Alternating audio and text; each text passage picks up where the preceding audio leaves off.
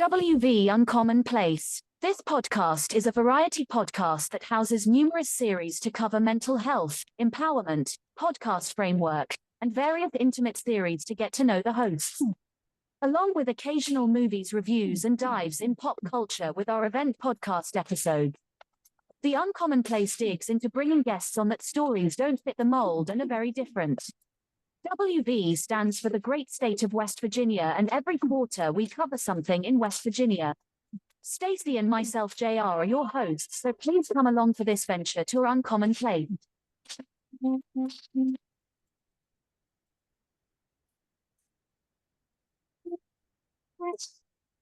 Howdy, everybody. My name is JR Sparrow, and I know it's been a while since I've been back to do a solo show. Stacey is out on assignment somewhere around the great state of Georgia. But let's do something real quick, you all. Go back in my childhood, because I know I try not to make it about me when we talk about a show or talk with a guest. But one thing I want to do real fast. Two things that I had to have in life. I had to have self-esteem, but I had to have that reiterated time and time again with confidence. Confidence was something that I had to blindly go out there, like the time that you learned how to swim, the time that you actually did manuscript for the first time. You had to have some type of confidence, and then you took that manuscript and eventually it went from sentences to writing paragraphs to eventually getting yourself to a level of writing MLA formatted papers for college, for high school. But you had to take confidence and you had to have self-esteem. Both those things go hand in hand. The confidence to bridge yourself over a gap, the confidence to take on adversity, take risks, do things. And as a child, as a teenager, as an adult, we use these things very sparingly once we get comfortable. Once we set a norm, once life gets us, on a pattern, we get a routine as an adult. We take 5 years, we take 8 years, heck, we can even take 10 years. And we move ourselves in a mode that this is how life is. It's a linear expression. There's no way that anything should interrupt our life. Well, our guest today, Tzara Atwater, is here to answer the nostalgic question of who she is. But also, I would like to question you about something, Tzara, real fast, if you don't mind. Sure. Have you ever had one of these Phoenix Rising stories, or something happened to you that took you from being confident and took you down a road that led to peril? Yeah, wow, what a powerful question. Yes, I think most of your listeners will probably resonate as well. There's that moment, there's that turning point in your life where, for me, it was, I like to use this metaphor that I was in this beautiful relationship. Imagine, you're on an aeroplane and you're going to your ideal destination. I'm drinking margaritas, I'm having a great time, I'm looking forward to the destination. And suddenly, we lose cabin pressure. I feel like I'm free falling out of that plane because I walked in on my partner in bed with my best friend. Whoa. And that's when my life imploded. That was my my Phoenix moment, if you like. The world collapsed on me, and I had to pack up my life of 10 years with him and move out within 2 weeks. But that happened quite a while ago, and looking back on it, it needed to happen. It was one of those situations where, whilst I was devastated and I felt so broken, it helped me recognize my own unresourceful patterns. I managed to get a coach at the time.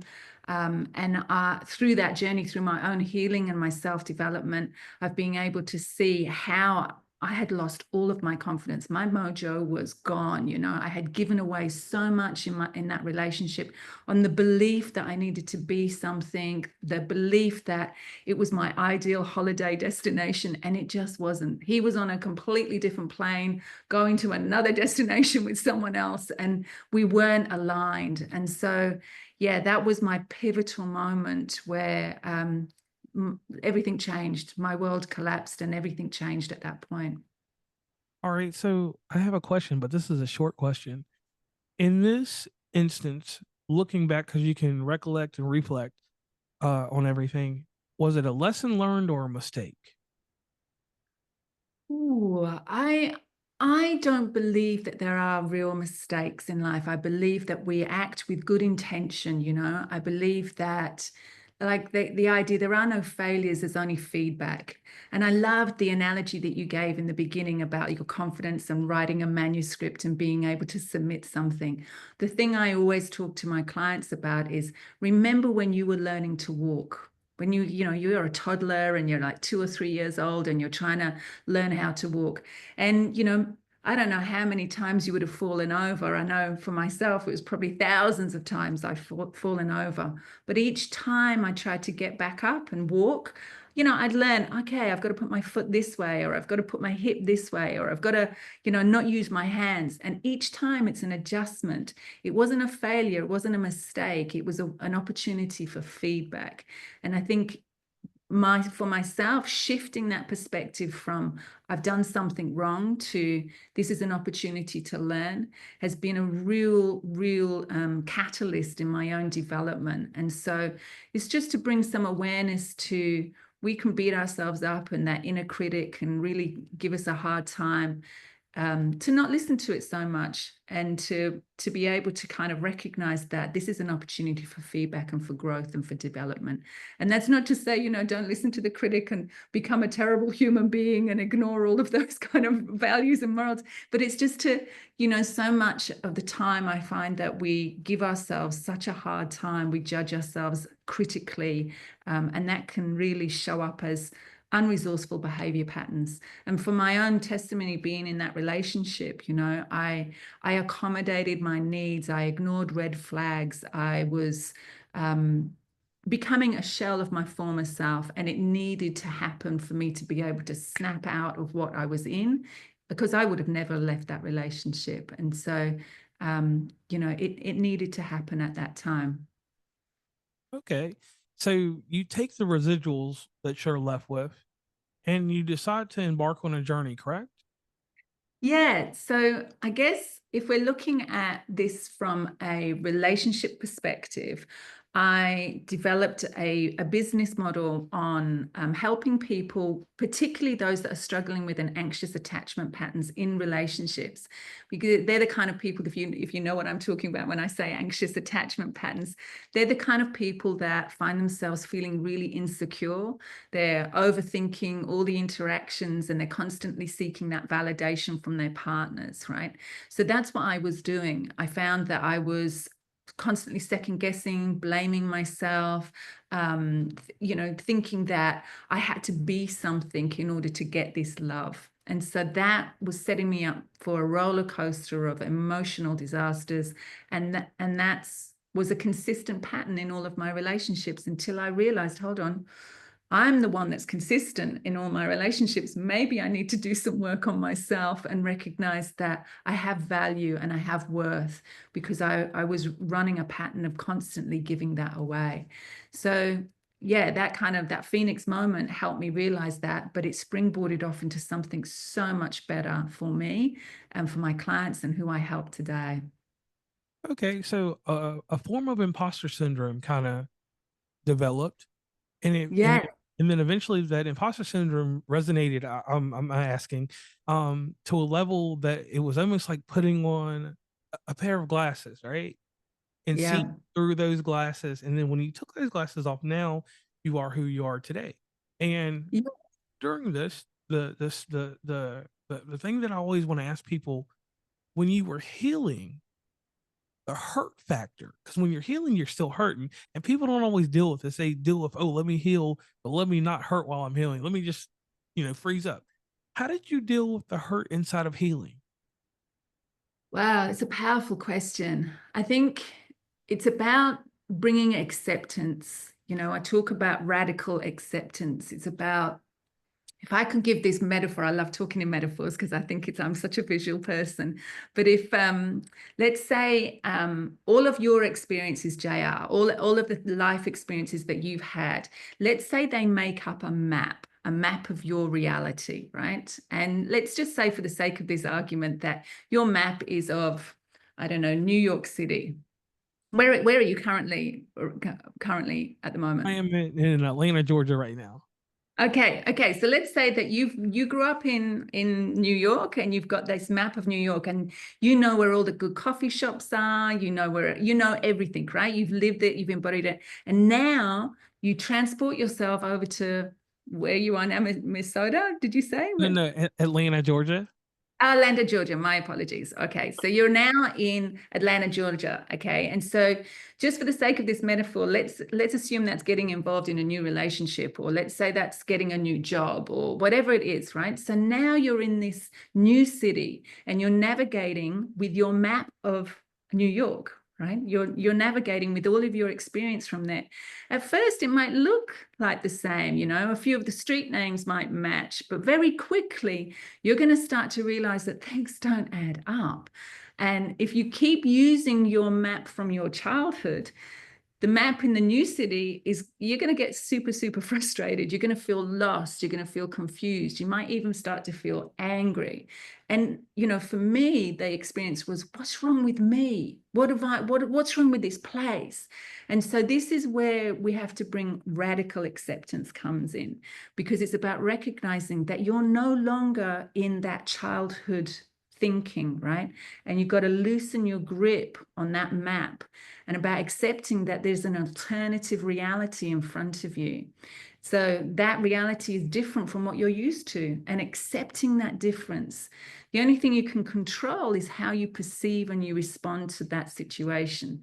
So when you hold on to your map, to the way you want things to be, or to the expectation of how you think things should be, you're the one that suffers.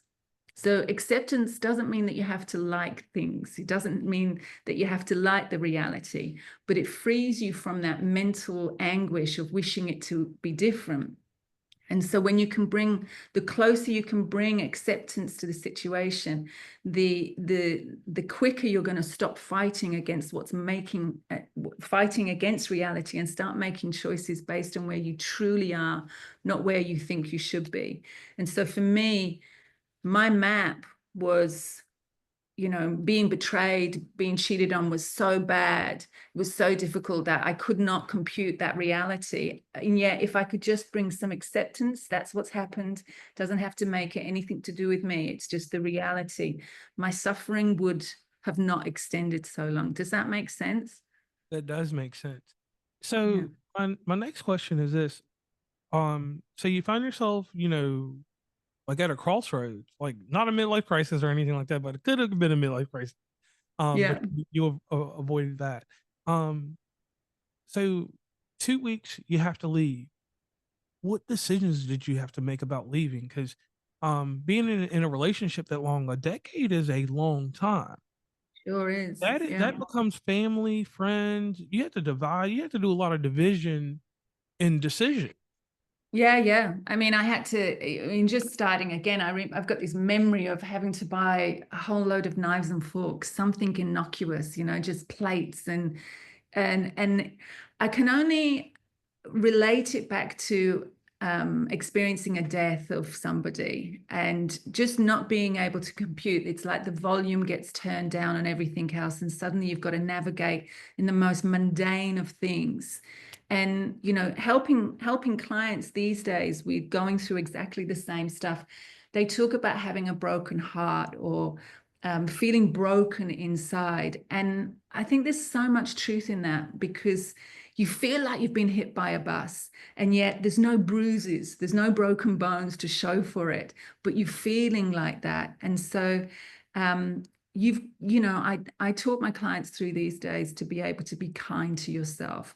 Do whatever it takes. If you want to bawl your eyes out, if whatever you need to do to get through what you need to get through, and really being kind to your senses. And so what I mean is, like, burn candles, give yourself some nice smells, make sure you're having bubble baths. Don't worry about the diet at this stage. If you want to be able to have some chocolate, whatever you need to do to pamper yourself and get through a difficult time, you can start to love yourself and bring back that self-confidence.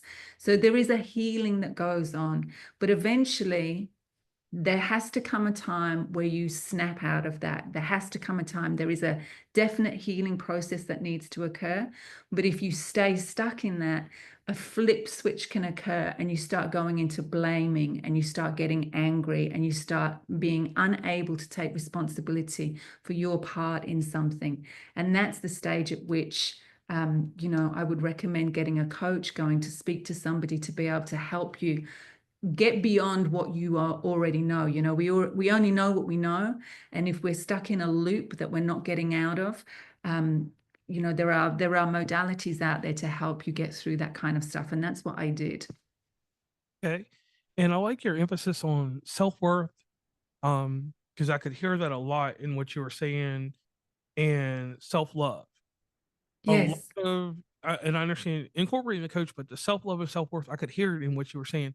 Now with your clients, just real quick, how strong of emphasis do you tell them beyond what you just said a moment ago? Like, how deep do you get with it? Is there like a certain type of, you almost set up like a curriculum for them to understand that? Because that's something that I say with self-esteem that a lot of people lose or don't have, because in the years of primary school and intermediate and going higher, some people gather it and some people don't have it or don't get it, or diminishes. And just like, not saying you, but in the case of being in a relationship so long, and I'm married, so I understand, like, to a degree, like, once you're out the field, you get relaxed, you get comfortable, Yeah. you're like, oh, I've already got the catch. You go out fishing, you got the catch, Right.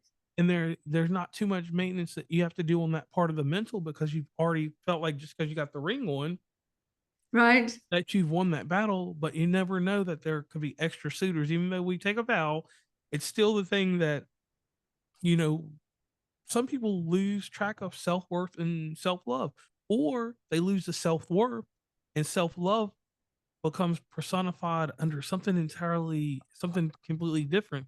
And that's that imposter syndrome that I believe happened to you, correct? So yes, so the imposter syndrome is basically the disbelief that I'm capable of doing something despite the evidence to show the contrary, right? And so it's this inner narrative that I'm prejudging, or I'm telling myself, like, let's say if I suggested to you, okay, JR, could you fly to the moon tomorrow? If you couldn't do that task, if it wasn't really on your trajectory to be able to do, you wouldn't have any imposter syndrome about it. Be like, I'm not going to be able to fly to the moon tomorrow. But if it was something within your capacity, that's where imposter syndrome comes in. So it starts to kind of manifest as I'm beating myself up. So I think that is one facet of what we're talking to here. But I think the self-doubt that's coming up in the relationship, and that I love what you're talking about, being married and wanting to bring that emphasis and appreciation for each other so that you don't lose that. I think the thing that's really striking me from what you're sharing is the relationship with each other. And a lot of the couples that I speak to are starting to feel unseen, or they start to feel unheard. And so it's not necessarily about imposter syndrome in those situations, but about the concern for other. It's about developing that relationship and bringing it back to what we all want to feel loved. We all want to feel appreciated, right?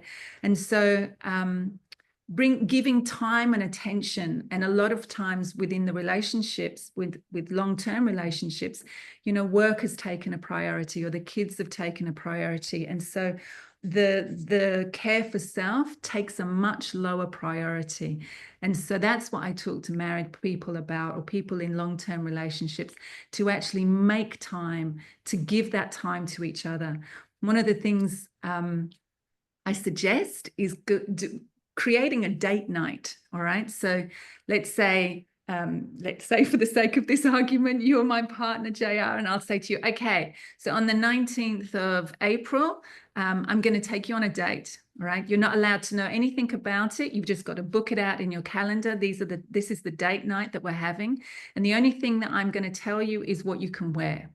And Ooh. maybe we're going to go on a picnic, or maybe we're going to go hot air ballooning or go-karting, and you're going to need to know whether it's, you know, tracky dacks or a tuxedo. You need to know what you're going to be able to wear for this date, and that's the only thing you know. And what I found with my clients is that there is this healthy competition that comes in. So I've taken you for a hot air balloon, and then you decide, right, next month it's my turn and you've got to book a date with me. And so this time you're going to try and outshine my last day. And it just creates this bonding. It creates this kind of being heard and being seen and validated.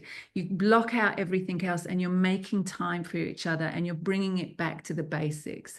So I think that's what's really missing from a lot of these long-term relationships, not necessarily imposter syndrome, you know, self-love and that ability to find the confidence to speak up is definitely part of it. And if you're running an anxious attachment style, then yes, you know, you might be running anxieties unnecessarily, but it will be different behaviors that are showing up.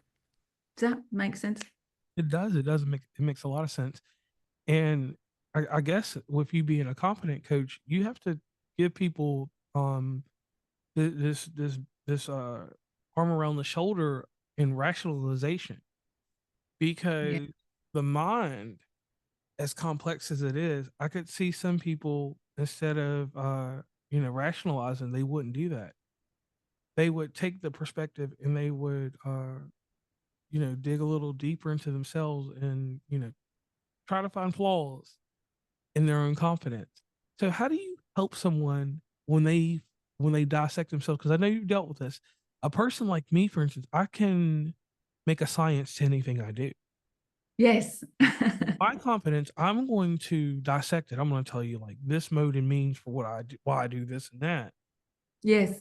But I don't put any confidence behind it because I feel that it's frivolous. And that would be the argument. Frivolous would be the word I use all the time. And Right.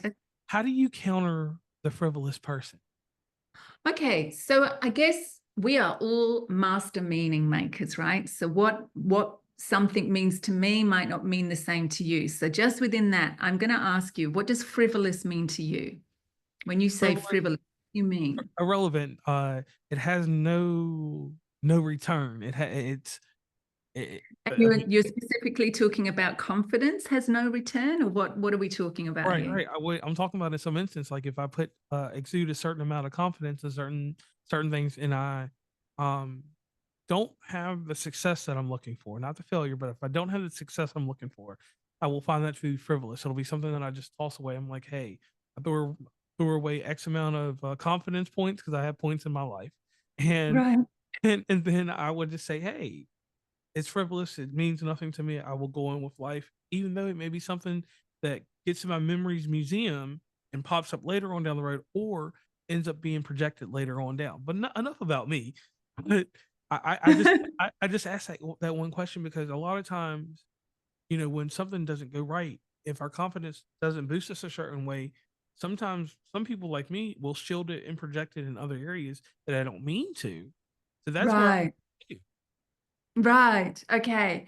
So just so I'm getting clear, it's like you're not putting value on having confidence in that moment, all right? So you're shifting it. What I'm finding with a lot of people is that they're coming in with a really, really strong inner critic, and so I'm going to give you another metaphor here. Imagine you're in a lift or an elevator. It's a very small room. And there is a gigantic bully in that lift with you. There's no one else in there. There's just this massive, massive bully. And he's constantly saying, you're not good enough. What are you going for that job for? You'll never get it. Well, don't go and talk to that woman. You'll never speak. She thinks you're an idiot. You're not good looking. And there's this constant barrage of, I'm not good enough in some way. Now, if you're in this lift and that's the only voice that you're listening to over a long enough period of time, you're going to believe it, right? You're not going to hear anything else. And it's like going to the gym and working that muscle. The muscle of being bullied is really strong, but that muscle of showing yourself compassion and self-love has atrophied because you've just stuck in this lift. forgetting that you can open the door and walk away. So what often happens when people come into coaching with me, they're needing a cheerleader. They're needing to be reminded that they do have worth, that they can stand strong, and that they have those capacities. Because, you know, if I go back to the little child in us learning to walk, we had that fearlessness. We didn't kind of go, oh, you know, I've fallen over 1,000 times. I'm never going to get this walking thing. I'm a failure. I'm going to give up. We never had that concept of failure. And so it's about returning the adult self. At some point, we've layered all of these concepts and beliefs that we're not good enough on ourselves. And so it's just about stripping that back, getting us back to that, having that curiosity like a child, right? And being able to embrace things, bringing that acceptance, that radical acceptance.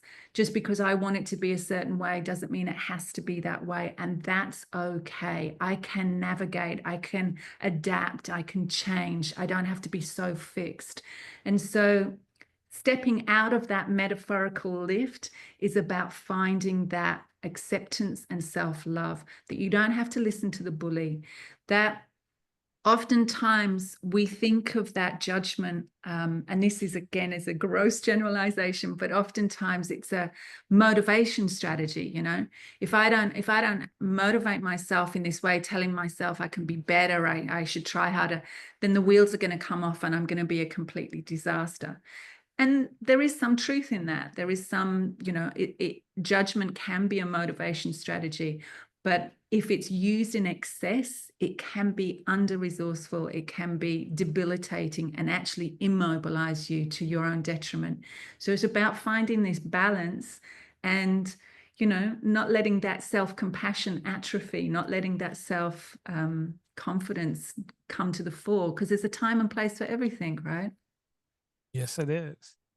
And you nailed it. When you said something, word, unresourceful. Mm.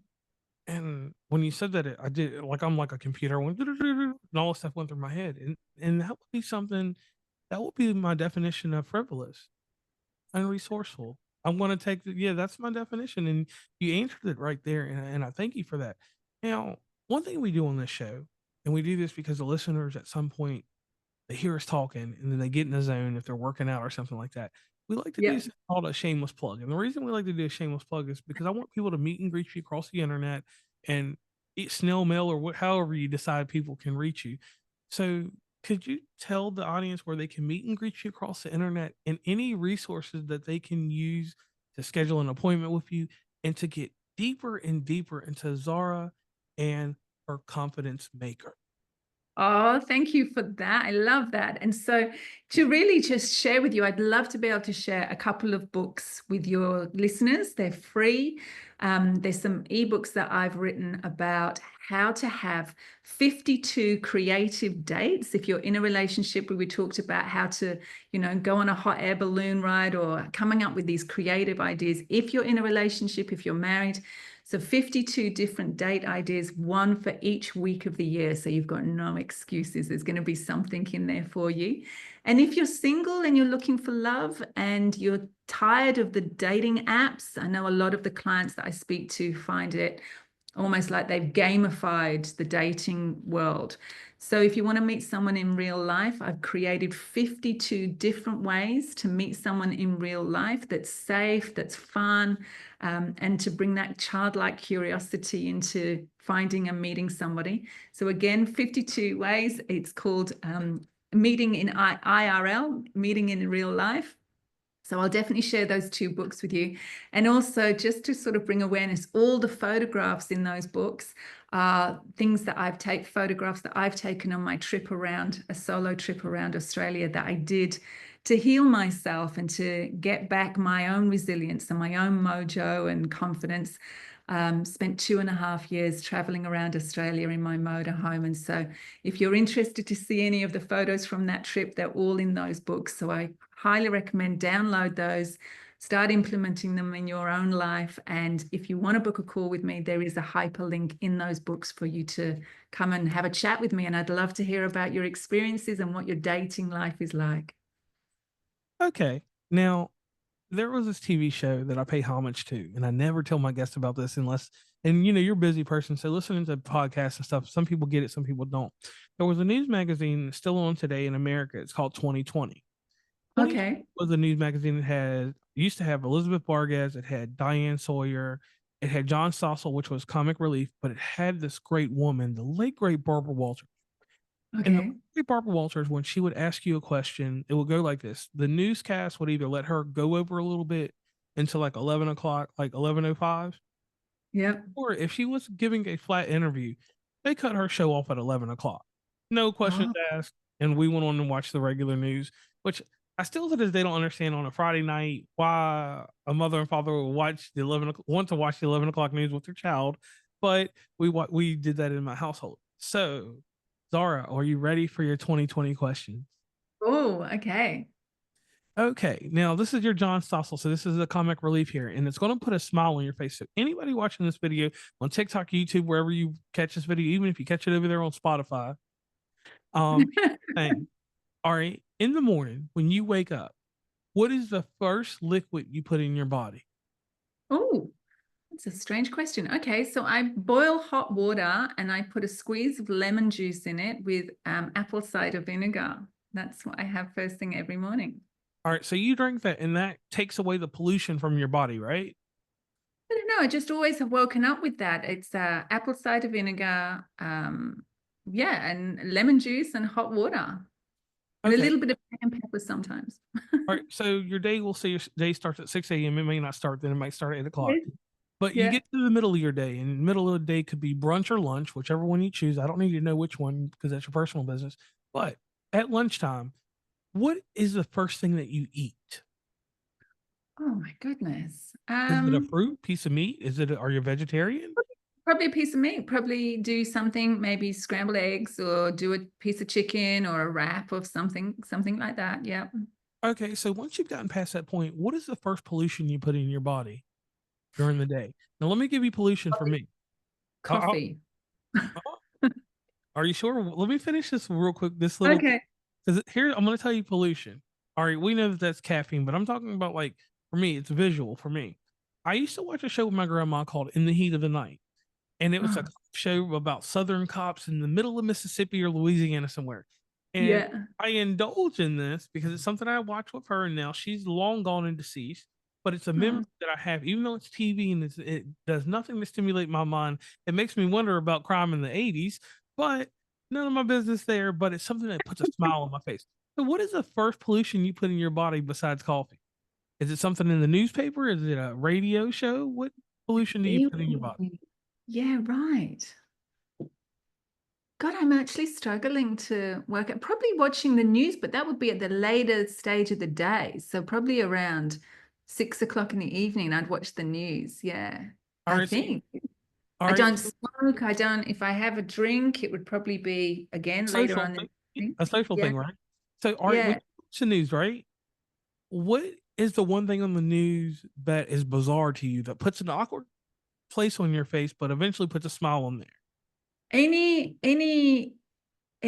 form of harm to animals or humans, anybody for, bullying or mistreatment, it just breaks my heart to see anything like that that's happening in the world. That, the war that's still going on in the Ukraine. And I mean, I don't mean to get political with anyone, but there's any hate crimes. There's been lots of killings of Jews in Sydney recently. There's, mass executions of people, and that kind of atrocities breaks my heart to see that hate crimes of any kind. All right, well, then let me ask you this about the news. What was the last thing that you seen on the news that made you smile? Um, I don't know. Oasis is coming to Australia. That was Okay, great news.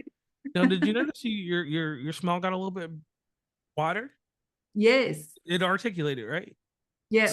So from that pollution, you get a little bit of warmth from it, just a little. So you answer the John Stossel question about what the pollution does to you. The pollution gives you a lot of harm, but it gives you one segment, maybe only a minute of that whole 30 minutes you watch is a good time, but it put a bright smile on your face, right? Yep. So the other 29 minutes, you just like to be in pain. Yeah, right. Pleasure, right? Yeah, yeah. Kind of makes us 100%. kind of makes you think about what we're watching. It's sort of like me. There's 100%. and I know that there's bad stuff going on that show. There's killing, whatever, for anybody, or unaliving. I'm sorry. I don't worry about that part. I mean, it's sad, but there's always a happy ending or someone's going to jail. The Yes. problem gets resolved, and that's a smile, and you get another smile there. So we find a good resolve sometime, and sometimes we don't find it in either one of these things. But it's still pollution, so we both need to work on that. Right. That's the Yeah, funny true. part. That's the funny thing. All right, now Yeah. here's a serious question. All right, people have a definition of this word success. Mm-hmm. Success for me goes hand in hand with failure. A failure failure gives me a lesson learned, and from that lesson learned, I've become successful because you know what I did when I went from that failure to rationalizing, reflecting, and then doing some we'll just say some deep inside looking into myself. I became a better person out of it, Right. and that's your story. You became a Yeah. better person. Yes. Please tell me what success aligns with you and what success means to you.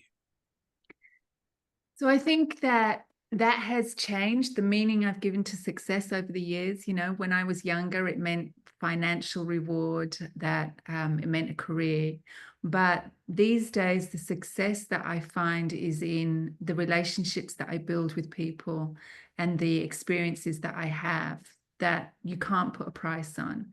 So to me, success is about feeling content and happy in and of myself and being able to not sweat the small stuff. I think that's probably part of the success, because that's taken the hard work. That for me is the hard work that I've done to develop where I am these days.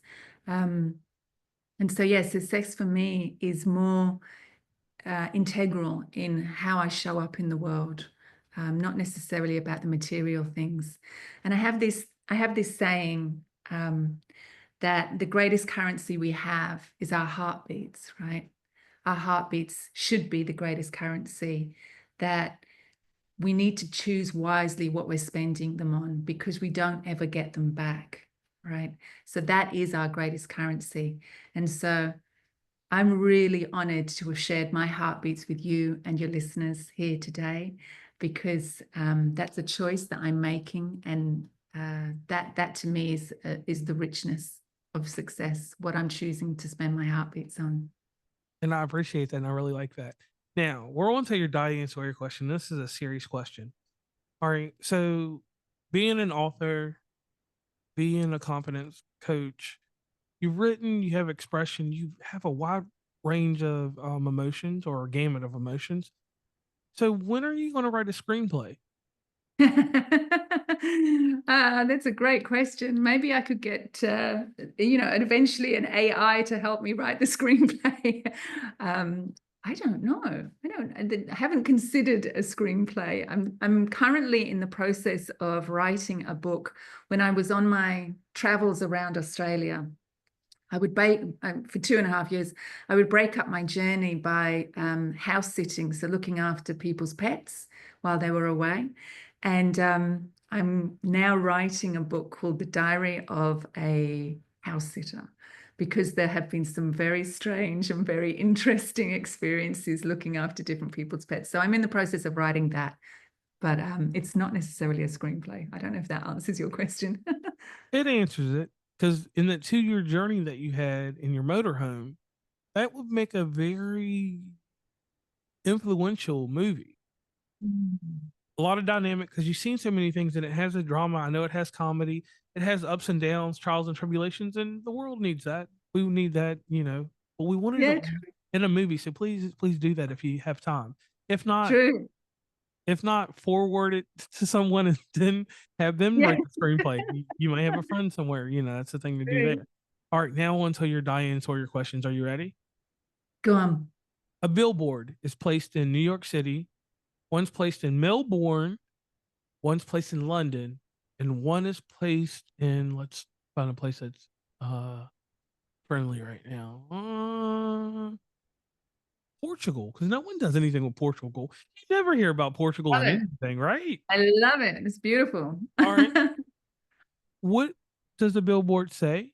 Give me the design. But I'm going to close my eyes right now and I'm going to visualize it. So go ahead and tell me. I love this. And the first thing that springs to mind, because it's something I'm super passionate about, we talked about mind reading and the bully in that lift. So I would just have the billboard ask this one simple question, and that is, what are you telling yourself that's not true? Elaborate. Well, what are you telling yourself that's not true? What do you know to be like? If I'm telling myself I'm not good enough, you're stupid, don't go and talk to that person, is that true? Is that what am I telling myself? Is that true? Could I base it on some facts? So let's say your boss says to you, come into my office, I want to speak to you. And you start going, oh, what have I done that's wrong? What did I say in that last project? Should I have shown up in a certain way? When maybe the boss wants to tell you you got a pay rise, or I love that project that you worked on. So it's the narrative, the story that we're telling ourselves. What's that bully telling you? Is it true? So to constantly check in with yourself, what am I telling myself that's not true? What lies am I telling myself? What could I do to show up in a different way? What could I do to validate this thought that I have that I'm not good enough? Let me check in and just say, JR, I'm not sure if I'm talking over talking or making sense here. Can I just check in? Is it making sense to you? And so it's about validating the thought that you're having in your mind to know with the facts. So that's what I would say on a billboard. What are you telling yourself that's not true? Okay, and I like that. Now, your final question. We all have an inner child. We've spoken about our inner child sparingly here and there, but we do deal with our inner child at some point. What would you tell Tzara's inner child today? And this is a trick question about yesterday's past. That I've got you and I'm never going to leave you. I think that there are moments in my life where I abandoned that inner child, striving to be something that I thought I needed to be, and not recognizing the healing and the love that she needed when she was in difficult situations. And so it would be that constant reminder of, I got you, and you don't have to be the adult in my life. I want you to play at the back of the bus, write graffiti, do whatever you want to do, have fun, be curious. And I'm going to be the adult. I'm going to look after you. I got you. And allow her to express when she needs to express, but be comforted when she needs to be comforted. So it would be telling her that's, I've got you. I'm not going to abandon you.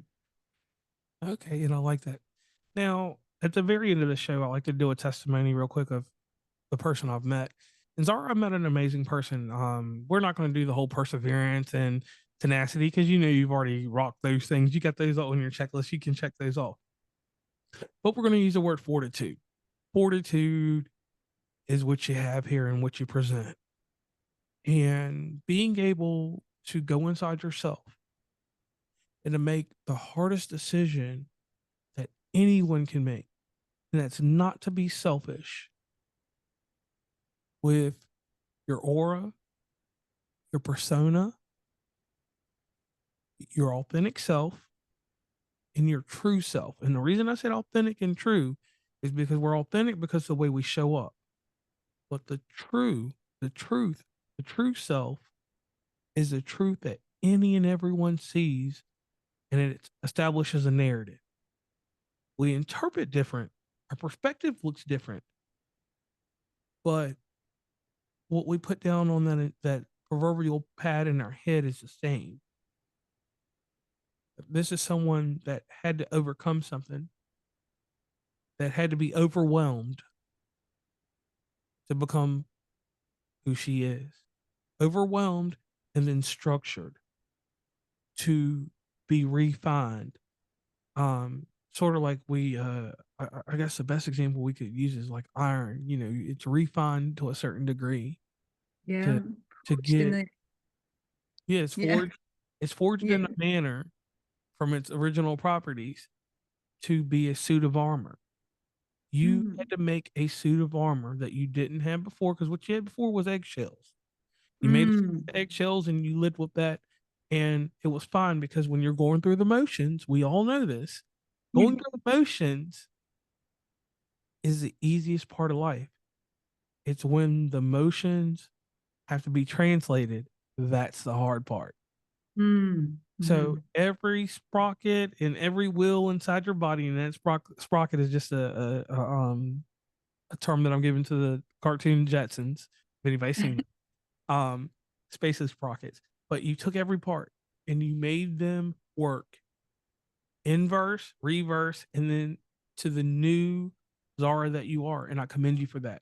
In the morning, you know, rationalization, look in the mirror, you see yourself a different way, you put a new part in your hair, because you don't wear the same part in your hair that you wore 10 years ago or with that fella. Yeah, that's true. You wear your hair a different way, you have a different type of confidence, you have a different type of feel, you have a different mode and means, and that different mode or means is an evolution from sorrow, from discontent, from things that brought on melancholy.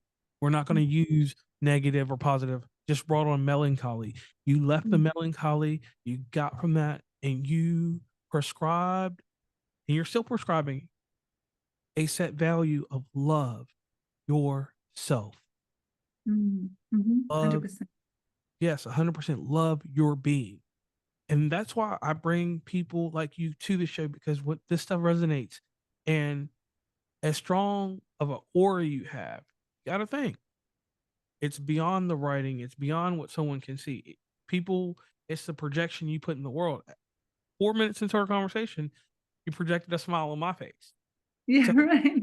So I want to tell you this, and I want to thank you for this opportunity to meet you and greet you across this virtual plane, this augmented reality that we have created today. Yeah. Live in infamy. And I want you to do one last thing for the audience. We need to go out on your mission statement. We need to know your position as of right now. The floor is yours. Okay. So, don't waste your heartbeats. You know, if you're not happy, that's your body's awareness that's your trigger to be able to say, wake up to a different reality. That if your reality is making you unhappy, you have the strength and the courage inside to change it. You just need to wake up to that. Don't waste your heartbeats, because you've only got so many left. All right. And on that note, we all know the British lady that does the outro. We're going to let her play. And I'm JR, and she's Tzara Atwater. Yeah. Confidence coach. Go ahead. I just want to say I didn't mention in the unshameless plug that you can go to myconfidencecoach.com.au. So that's myconfidencecoach.com.au, because I'm in Australia, all one word, and you can find all sorts of tips and tricks on my website and the ebooks that you're going to be sharing with your listeners. So that's great. So I thank you all. And remember, the greatest part of a podcast is listening, watching, then going to the show notes, because the show notes are the very informational part that you guys want to know about, so you can meet and greet Tzara across the internet and in any capacity that suits you and her. That's none of my business. But I just want you all to take this thing and think about this real quick. Confidence. Do you have it, or is it dormant? On that note, I'm JR, she's Tzara, and we're out of here. Please follow WV Uncommonplace on Instagram, Tumblr, Twitter, TikTok, where we have some great content, Facebook, LinkedIn. Hit up the merch store at onecommonplace.square.site. Join the email list from the website, and rate, subscribe, and give feedback from your favorite podcatcher. And lastly, thanks for listening, and tune into the next episode.